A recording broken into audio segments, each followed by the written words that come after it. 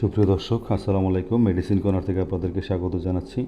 তো দেখতে পাচ্ছেন একটা ক্যাপসুল নিয়ে আপনাদের কাছে হাজির হয়েছি, ডক্সিক্যাপ। তো ডক্সিক্যাপ এটা রেনেটা কোম্পানির একটি ওষুধ। তো এটা কেন ডাক্তার দেয়, কেন খাবেন, সব কিছু মিলিয়ে আজকে আমাদের ভিডিও। যে যারা আমাদের চ্যানেলটা এখনও সাবস্ক্রাইব করেন অবশ্যই সাবস্ক্রাইব করবেন, আর যারা সাবস্ক্রাইব করেন তাদের অসংখ্য ধন্যবাদ জানাচ্ছি। তো ডক্সিক্যাপ মূলত একটি ব্যথানাশক, ঠান্ডা, গলা ব্যথা এবং বিশেষ করে যাদের ঠান্ডা বেশি লাগে, ঠান্ডা লাগার পরে গলা ব্যথা, খুসখুস কাশ এবং কান ব্যথা, দাঁত ব্যথা এবং যে টনসিলের ব্যথা, বিভিন্ন ধরনের যে ব্যথা আছে গলার এবং ঠান্ডাজনিত যে ব্যথাগুলো, সেই সেই ব্যথা নিরাময়ে এই যে ক্যাপসুলটি ভালো কাজ করে থাকে।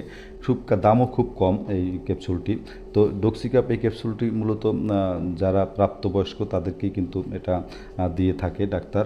তবে এটা খাওয়ার আগে বা এটা ব্যবহার করার আগে অবশ্যই বিশেষজ্ঞ ডাক্তারের শরণাপন্ন হয়ে তারপর এটা সেবন করবেন।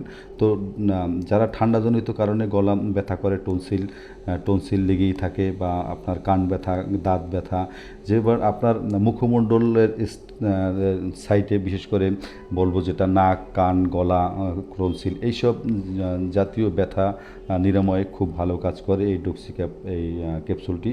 তো দর্শক, এটা এখন আসি এটা খাওয়ার নিয়ম। এটা খাওয়ার নিয়ম হলো প্রতিদিন 2টা করে অথবা 3টি করে খাওয়ার পরে 5 থেকে 7 দিন খাবেন। হ্যাঁ, খাবেন, অথবা বিশেষজ্ঞ ডাক্তারের পরামর্শ নিয়ে অবশ্যই এটা সেবন করবেন। আমাদের ভিডিও দেখে বা কারো কথা শুনে কখনো এই ধরনের ওষুধ সেবন করবেন না।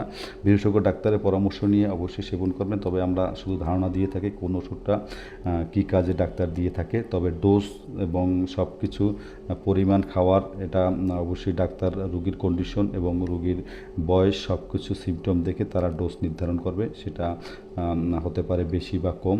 তো সেই ক্ষেত্রে আমাদের এই কথা শুনে আপনারা এভাবে ওষুধ সেবন করবেন না।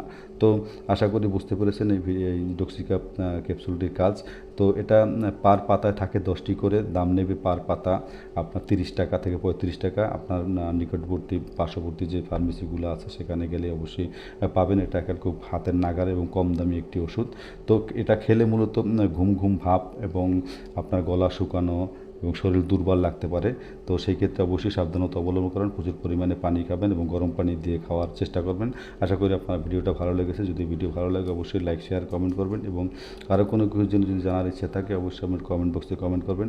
আজকে বিদায় নিচ্ছি, দেখা হবে নতুন কোনো ভিডিও নিয়ে, নতুন কোনো ওষুধের রিভিউ নিয়ে। সেই পর্যন্ত অবশ্যই ভালো থাকবেন। আল্লাহ হাফেজ, বাই বাই।